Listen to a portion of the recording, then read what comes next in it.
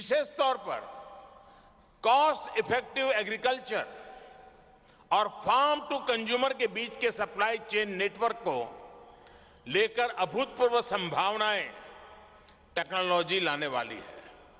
इसका सीधा लाभ गांव को होने वाला है, ग्रामीण अर्थव्यवस्था को होने वाला है। आप सभी को ये भी जानकारी है कि भारत के ग्रामीण क्षेत्रों में हर घर जल पहुंचाने के लिए एक बहुत बड़ा अभियान जल जीवन मिशन शुरू किया गया है। इस अभियान की ताकत भी टेक्नोलॉजी है। अब यह आपका दायित्व है कि पानी की रिसाइकलिंग और रीयूज के लिए प्रभावी और सस्ती टेक्नोलॉजी कैसे विकसित करें। एक प्रकार से वाटर गवर्नेंस आपके लिए एक नया फ्रंटियर है। घर के भीतर से निकलने वाले पानी को खेतों में सिंचाई के लिए उपयोग कर पाएं, इसके लिए सस्ता और प्रभावी समाधान आपको तैयार करना है।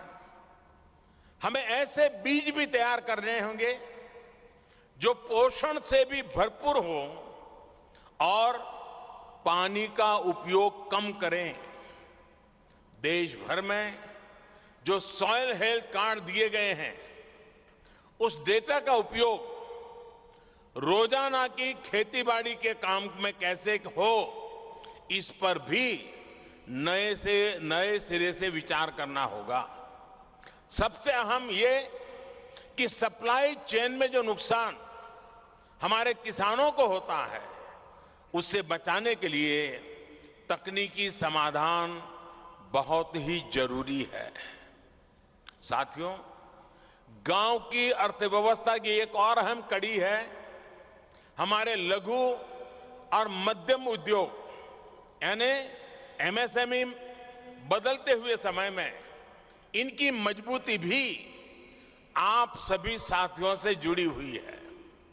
अब जैसे सिंगल यूज प्लास्टिक की ही बात लीजिए। देश ने सिंगल यूज प्लास्टिक मुक्ति पाने का संकल्प लिया है ताकि अपने पर्यावरण को, हमारे पशुओं, हमारी मछलियों को, हमारी मिट्टी को हम बचा सकें। लेकिन प्लास्टिक का सस्ता और टिकाऊ और कुछ नया विकल्प तो आपको खोजना होगा।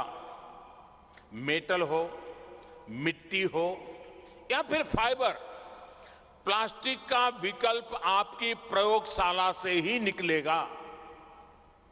प्लास्टिक वेस्ट के साथ साथ इलेक्ट्रॉनिक वेस्ट से मेटल को निकालने और इसके रीयूज को लेकर भी हमें नई तकनीक, नए समाधान की जरूरत है। आप जो समाधान देंगे, वो समाधान हमारे ये लघु उद्योग, हमारे मिट्टी के कलाकार, लकड़ी के कलाकार बाजार में उतार पाएंगे। इससे पर्यावरण भी बचेगा और हमारे लघु उद्योगों का विकास भी होगा। साथियों, गांवों में ग्रीन, सर्कुलर और सस्टेनेबल इकोनॉमी के लिए, ग्रामीण अर्थव्यवस्था के लिए समर्पित स्टार्टअप्स के लिए व्यापक संभावनाएं हैं। फसलों के अवशेष और घरों से निकलने वाला कचरा भी प्रदूषण और गंदगी को लेकर चुनौती पैदा कर रहा है। इस वेस्ट को भी हमें वेल्थ में बदलने के लिए तेजी से कोशिश करनी होगी। हमारा प्रयास है कि साल 2022 तक हम कच्चे तेल के आयात को कम से कम 10% कम कर सकें। लिहाजा बायोफ्यूल, इथेनॉल निर्माण के क्षेत्र में स्टार्टअप्स के लिए बहुत संभावनाएं हैं। ऐसे में इंडस्ट्री आधारित रिसर्च को हमें अधिक प्रोत्साहन देगा हर स्टेक होल्डर को के उसके बीच में संवाद को हमें विकसित करना होगा। याद रखिए, आपका यही योगदान भारत को $5 ट्रिलियन इकोनॉमी बनाने में बहुत बड़ी भूमिका निभाएगा। Friends, there is a need for revolution in technology assisting agriculture practices. Can we find farmer-centric solutions to the problems of stock burning, for instance? Can we also redesign our brick kilns for reduced emissions and greater energy efficiency?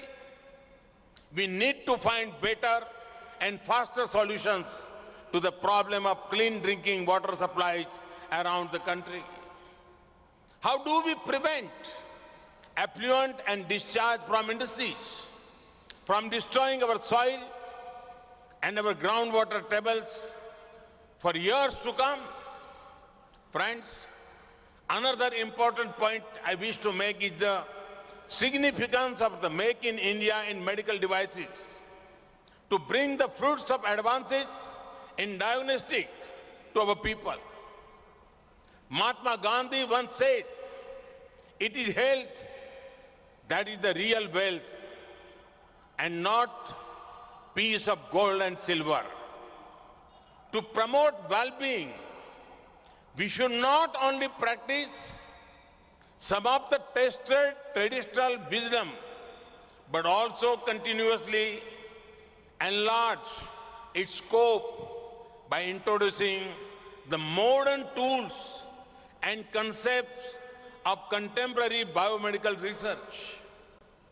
Our vision should be to protect people from the threats of dangerous communicable diseases like Nipah, Ebola. We must work overtime to fulfill the promise to eradicate TB by 2025. Globally, India is the leader in the supply of vaccines. We aim to develop India as a world-class $100 billion biomanufacturing hub by 2024. This will happen with right policy initiatives and support to innovative research, human resource development, and enterprise. Friends, India must also develop a long-term roadmap for sustainable and environment-friendly transportation and energy storage options. The latter becomes increasingly significant for grid management as we expand our renewable energy supply. This requires developing the new battery types which are based on earth-abundant, environment-benign materials which are affordable and suitable for tropical climates.